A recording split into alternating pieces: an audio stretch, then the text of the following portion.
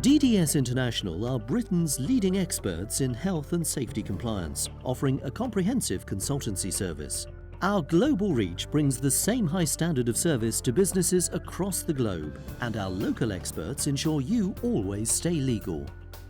At DDS International, we specialise in providing a one-stop shop for safety compliance. We aim to help organisations manage health and safety in a proactive and a positive manner, and we support the management teams to actually grow and ingrain a culture of health and safety compliance within their own organisation. We currently operate in around 38 countries, and that's growing because the international basis for many organisations is actually expanding quite rapidly. There are different levels of training. The key element for training and awareness is making sure that the management have thought it through, and it's planned and it's considered in terms of what you want the outcomes to be before you even start doing it. From health and safety training perspective, the inductions or the initial briefings to employees need to be relevant to the workplace in which they're working or the roles that they're expected to do. And in checking that, after the training's been delivered, it's to test the employees or check their understanding. So do you understand where the fire exits are? Do you understand where the assembly point is? Do you understand what a fire alarm sounds like? It's actually making sure that they've understood that. So that's good and effective training at that sort of level. As you build up knowledge and understanding and you get into more detailed areas of safety training and what's required, such as first aid and things like that, there are accredited courses that employees can go on, and there are a number of organisations that offer accreditation, such as the Chartered Institute of Environmental Health, IOSH, Highfield, and they offer MVQ level 2, level 3, level 4 training courses that we can deliver as a training centre. We help organisations to take safety, compliance and manage that in a really simple, effective and a robust manner. And we do that by the creation of management support and an online risk management tool, and providing the expertise as and when an organisation needs it to see their way through the safety minefield, as it were. What's really key for us and really important for us is the ethics and the integrity that go with what we do. What we want to do is make sure that when we're working with an organisation, it's the development of a long-term relationship between us and the client.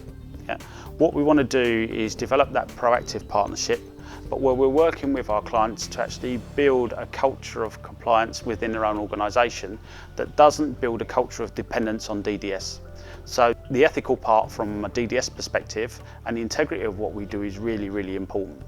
What we don't do is go into an organisation and say, well, you need this, you need that, you need that, and then go and deliver that and then walk away and say, we don't see you anymore, see you later, thank you very much, bye-bye. This is about taking a long-term view to helping clients to manage their compliance ongoing. DDS International pride ourselves on offering a truly complete health and safety consultancy. We offer complete training and support packages that cover all areas of compliance, including fire, food safety and first aid. Our pyramid risk management system provides one simple location to manage all your documentation, risk assessments, reporting and monitoring needs. With remote access, you can monitor your workplace in real time and react instantly to any incidents. The fundamental basis for health and safety legislation in the UK is obviously the Health and Safety at Work Act and also the Management of Health and Safety at Work regulations. We also had the introduction of the Corporate Manslaughter and Corporate Homicide Act, but a lot of people forget about the Fire Safety Order in 2005 as well, which is fundamentally a key part of the fire safety legislation. This is an interesting one because as soon as you introduce the word safety in discussion with many employers or business owners, a lot of people think, well, it's going to add a burden and a bureaucracy to our business, and therefore it's going to cause a lot of problems in terms of cost, it's going to slow things down, and therefore it's seen as a barrier or a problem to expanding their business. Fundamentally, good health and safety management starts with the directors or the owners of the business and setting that leadership and the organisation objectives. And if a good business and a good director will always take health and safety and actually ingrain that as part of the organisational culture as it grows. So if you start from the beginning with a safety culture and you've got good leadership in place, good management, involve the workers, because the workers are fundamental to the whole process, and your employees, because they do the job, they carry out the work that the organisation does on a day-to-day basis. Health and safety is sometimes seen as being separated from your business's core activities, but this couldn't be further from the truth.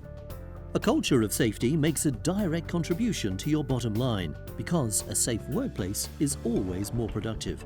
Confident, well-trained employees are the most effective, and they stay effective, never contributing to costly injuries or incidents. Health and safety keeps your business running effectively and ensures that you get the best performance from your staff.